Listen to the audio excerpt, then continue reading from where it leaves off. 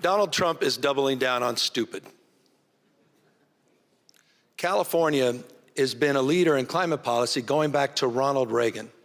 1967, Governor Ronald Reagan established the first tailpipe emissions in the United States of America, created the California Air Resources Board. 3 years later, a president by the name of Richard Nixon, another Republican, codified California's leadership under the Clean Air Act.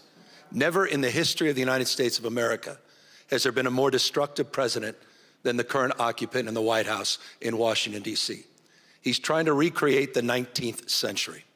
He's a wholly owned subsidiary of big oil, gas, and coal. He's quite literally reopening coal plants in the United States of America. He's received close to $500 million in campaign contributions. He asked for $1 billion, look it up, in return for basically eliminating all regulations in the United States of America. De facto, he just did that yesterday with federal regulations and the endangerment finding. It is code red in terms of American leadership in this space. Low carbon, green growth. And I know a thing or two about this. I represent the 4th largest economy from a GDP perspective in the world. And we ran the 4th largest economy last year, 9 out of 10 days on 100% clean energy. 2/3 renewable energy. We've seen our GDP grow by 81% since 2000, and we've reduced our greenhouse gas emissions by 21%. 7 times more clean energy jobs than fossil fuel jobs. We're proving at scale that we can implement, we can compete, and we can dominate. But Donald Trump is trying to turn back the clock. And so we're showing up, but we're also showing what can be accomplished, the power of emulation. We are in the great implementation in my state. Final word. I hope, if there's nothing else I can communicate today, Donald Trump is temporary. He'll be gone in 3 years. California is a stable and reliable partner in this space.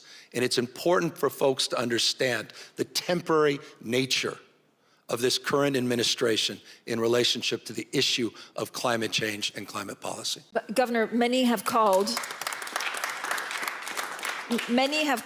Joe Biden the climate president, but that didn't help with his re-election. So how important do you think climate issues will be back for the 2028 presidential election? Well, you may not believe in science, but you got to believe your own eyes. I mean, people are burning up, choking up, heating up. We have simultaneous droughts and floods.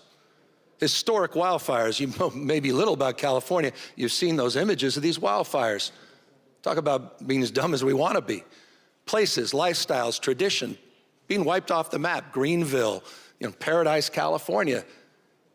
And so this issue has been brought home in a very personal way, not a political way. And Senator Whitehouse is here.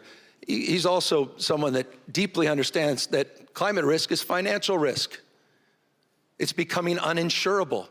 This is an economic issue, not just a moral issue. It's not just a competitiveness issue. And so it's incredibly important that we talk in those terms to address some of the political dynamics.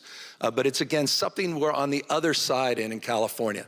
It's a big blue state, but also has more Republicans than most Republican states. And we have long moved beyond the partisanship on this issue because there is no Republican thermometer, there's no Democratic thermometer. There's just reality. And people in my state have been mugged by reality. Those that have been in denial understand that we're on the other side of the debate.